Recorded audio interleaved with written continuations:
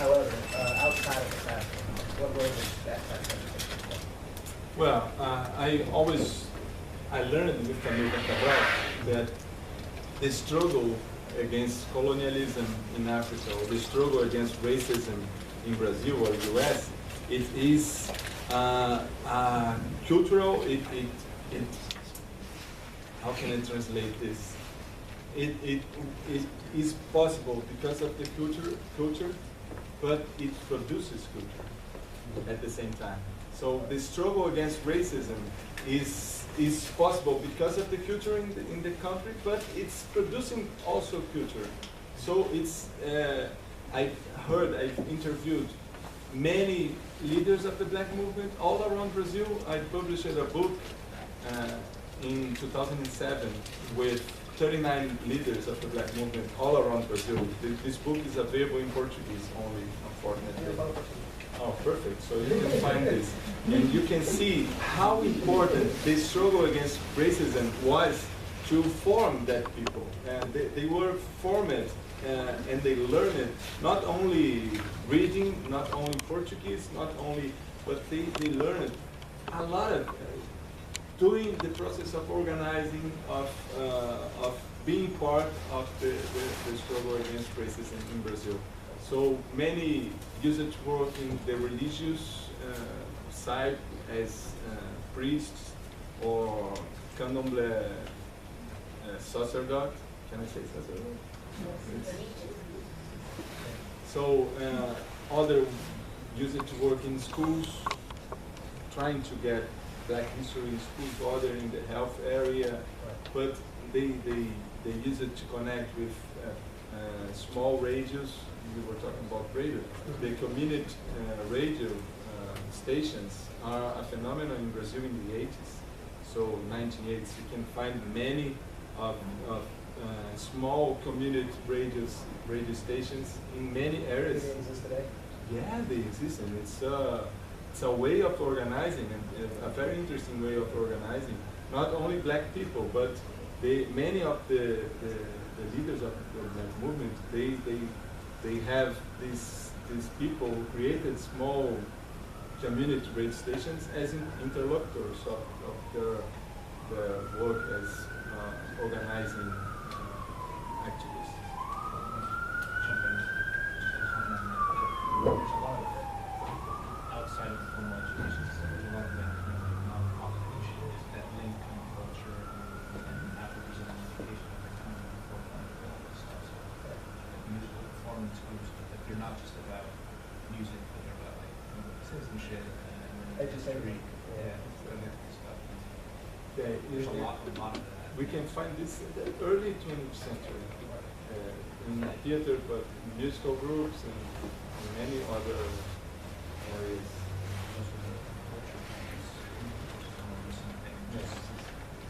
Ministry of Culture, and it's these sort of like computing centers, community computing centers throughout Brazil where they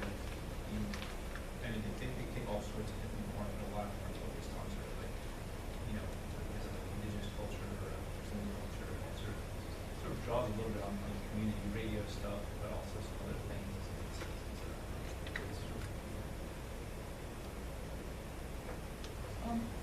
These things, a little bit personal. I thought of the correction about Amistad nonetheless having been on the second freedom ride in the United States and kept up with people since then.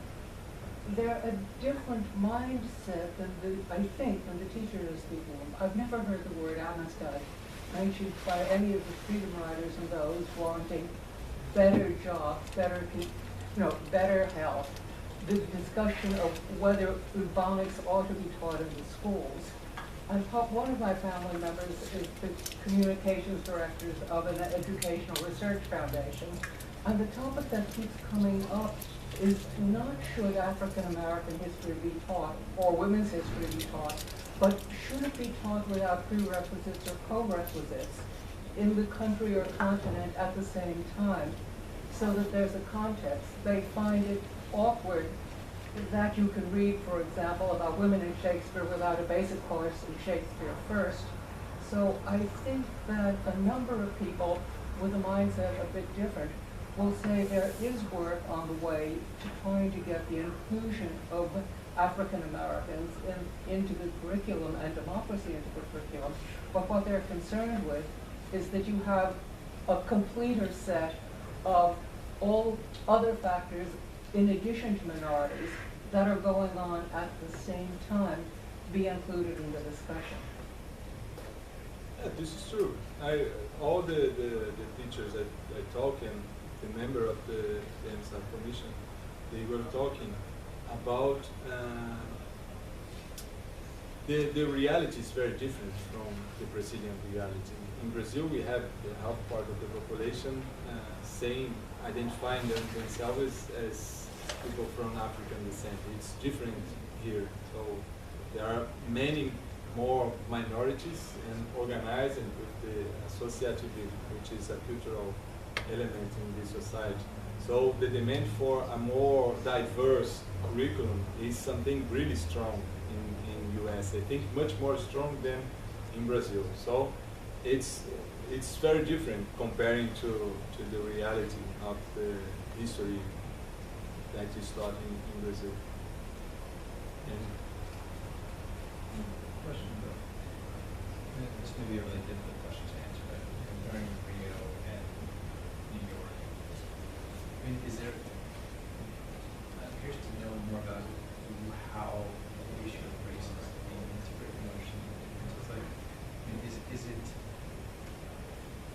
I mean, I'm particularly interested in how both ways sort of compare to seeing an Afro-descendant people in our culture, country, but also how they link sort of a reading of racial history and slavery with contemporary race issues. Do you see, are these being integrated in very similar ways, or they're like stark differences that you see in your research?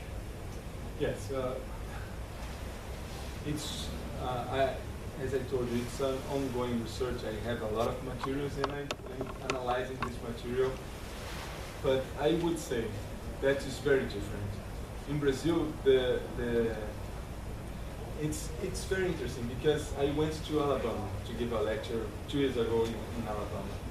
And there, people would say that the racism is still something very visible. The segregation and the way people say and the people, and in some parts of this country is different from New York. What I learned going to the schools here in public schools here in New York is much closer of the way race relations are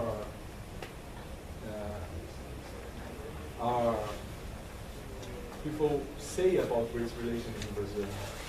There is no this idea of segregation, and it's very interesting because the schools I went were very diverse. There were a lot of Latinos, Puerto Ricans, Mexicans, and black people, and some white people. And the other, the Midwood High School was like a United Nations. There were people from everybody, everywhere. So it was different from comparing to the reality in Brazil, but the way the race relations are discussed seemed to me very close. And because in Brazil we have this assumption that we are all Brazilians and we are mixed and there is no racism, but the racism is there, evidently is there, not only in some difficult ways of defining, but it's easy when you see the statistical data. A black young man in a poor neighborhood has 4 times more chances to be killed by the police than the white poor man in the same community. So the data is there. The problems in health, in public health, to the black people are much higher than to the white people, even in poor neighborhood. So the racism is a structural element of the Brazilian society. It reflects in the curriculum. When you see the curriculum, we learn more European history than the Europeans. because we are a society where racism is one of the structuring elements of our inequalities. So, and here, this speech on diversity is close in New York. Well, I learned, I heard. I remember, it reminds me a lot what I used to listen before coming here in the Brazilian schools. But at the same time, as Andrew showed, and I showed, using this statistical data, it calls my attention when I come here because I see much more black people in power places, in places of power, than I see in Brazil. Even the black population here being a minority in terms of numbers, and a majority in terms of number in Brazil. So I think it's a very complex issue, very difficult to answer. But in Brazil now, we are trying to create courses at the college level to teach race relations in education. So it's I teach, me and Rosana Heringer, who was one of the editors of this book, we are the two professors in the Federal University of Rio who teach race relations in education to students that will be history teachers and teachers of chemistry and math and etc. Because in the law I quote, signed in 2003, it is mandatory the teaching of Afro-Brazilian history, but the Ministry of Education released directions and parameters to that law to be implemented, and teaching race relations is kind of mandatory too, because of the existence of racism in Brazil and in schools.